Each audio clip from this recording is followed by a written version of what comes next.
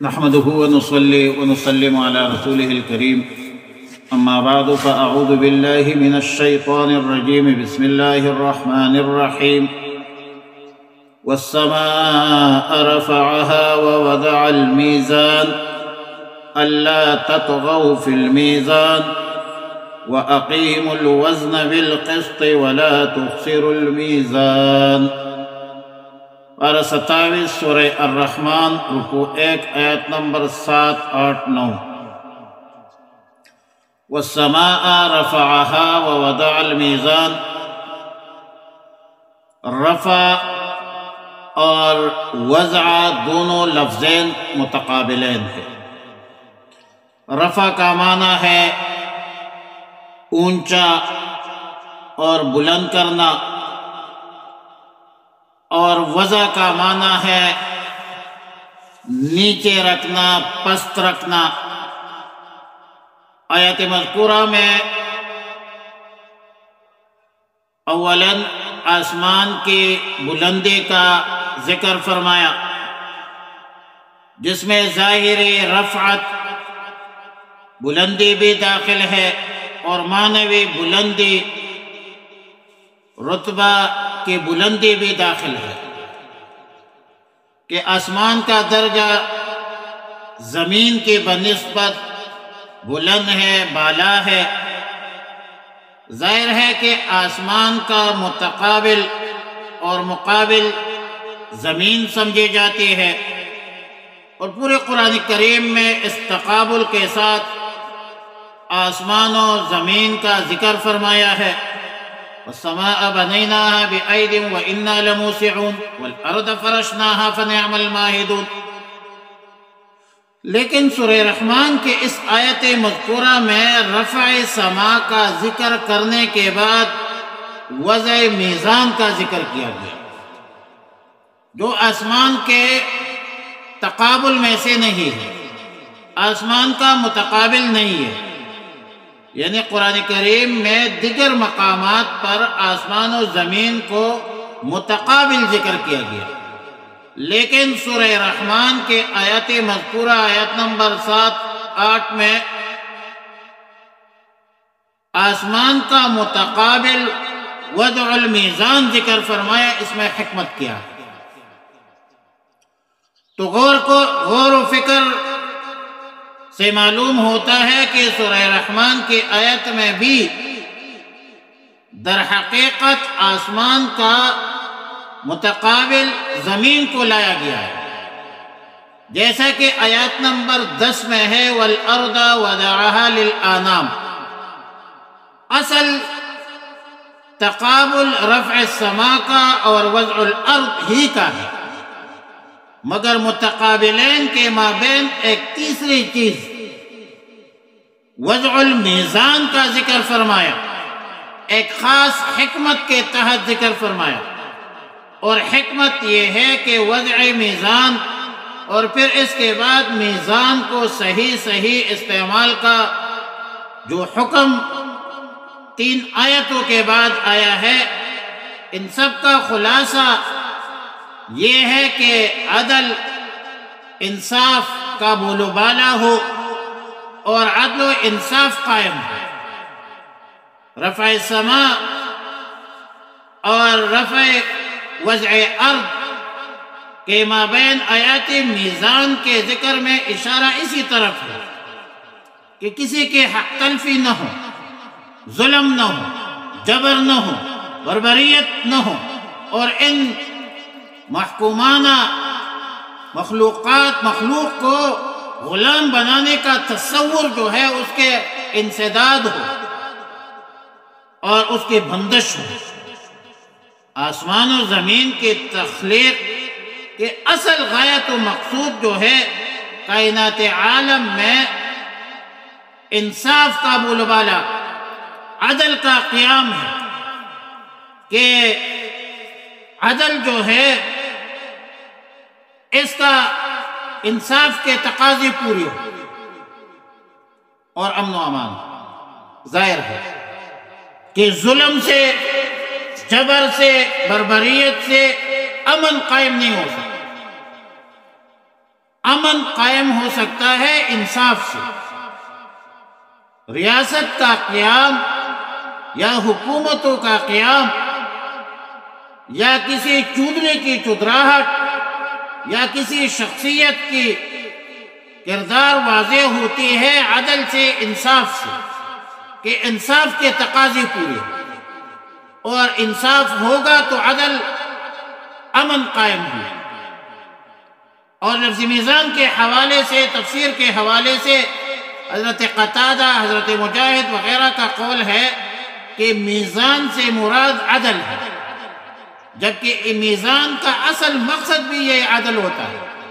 بعض مفسرین نے میزان کو معروف معنی پر لیا ہے۔ اس کا حاصل وہی ہے کہ حقوق میں عدل ہو، انصاف ہو، اور عدل و انصاف سے کام لیا جائے۔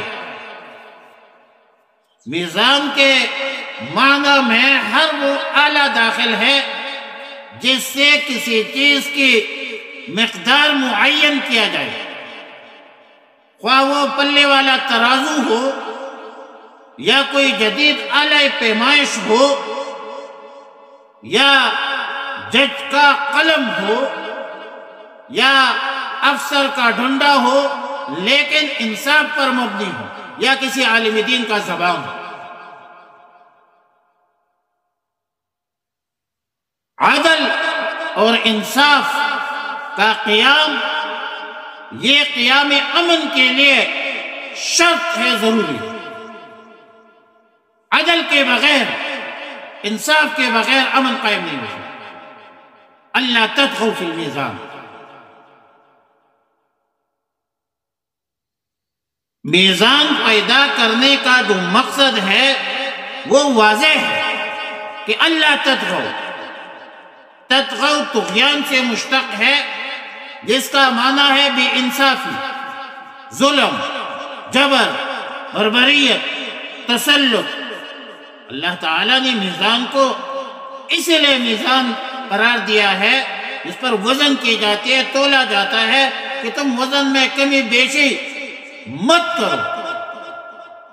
وَيْلٌ لِّلْمُطَفِّفِينَ الَّذِينَ إِذَا اكْتَالُوا عَلَى النَّاسِ يَسْتَوْفُونَ وَإِذَا كَالُوهُمْ أَوْ وَزَنُوهُمْ يُخْسِرُونَ۔ یہ متففین کے بارے میں پوری سورت نازل ہے۔ جب آپ ناپ تول کرتے ہیں اس میں بھی کمی بیشی نہ کرو، جب فیصلے کرتے ہیں تو اس میں بھی تجاوز مت کرو، انصاف پر فیصلہ کرو۔ وَأَقِيمُوا الْوَزْنَ بِالْقِسْطِ وَلَا تُخْسِرُوا الْمِيزَانَ۔ قسط کا معنی ہے انصاف۔ وزنوا بالقسطاس المستقیم۔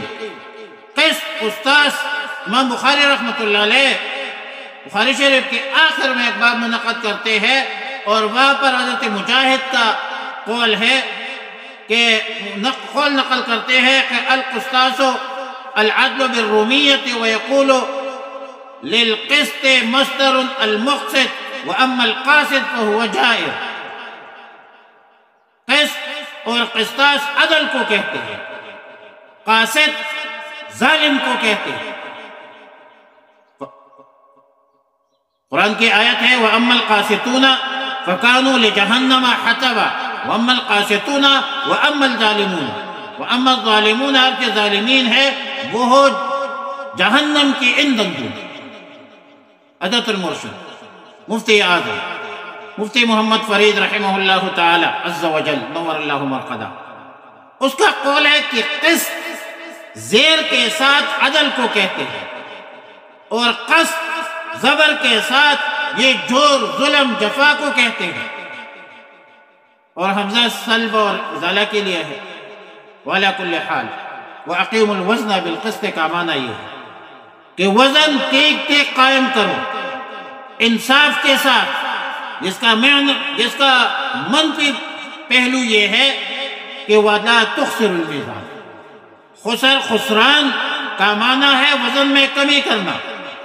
ظاہر ہے کہ وزن میں کمی کرنا، کم تولنا، یہ حرام ہے، یہ حق تلفی ہے۔ اور انصاف میں بھی کمی بیشی مت کرو، طغیان مت کرو۔ وَلَوْ عَلَىٰ أَنفُسِكُمْ أَوِ الْوَالِدَيْنِ وَالْأَقْرَبِينَ۔ ظلم ہمیشہ ہوتا ہے عداوت کی بنیاد پر یا قرابت کی بنیاد پر۔ یا ایھا الذین آمنوا کونوا قوامین بالقسط شہداء للہ ولو علی انفسکم او الوالدین والاقربین۔ رشتہ داروں کی طرف مائل ہو کر انصاف کا قتل کرنا یہ ظلم۔ فیصلے کرتے ہو تو انصاف کی بنیاد پر کرو، رشتہ داروں کو مت دیکھو، بہن بھائیوں والدین کو مت دیکھو، اور عداوت کی بنیاد پر بھی فیصلے مت کرو۔ وَلَا يَجْرِمَنَّكُمْ شَنَآنُ قَوْمٍ عَلَىٰ أَلَّا تَعْدِلُوا اعْدِلُوا هُوَ أَقْرَبُ لِلتَّقْوَىٰ۔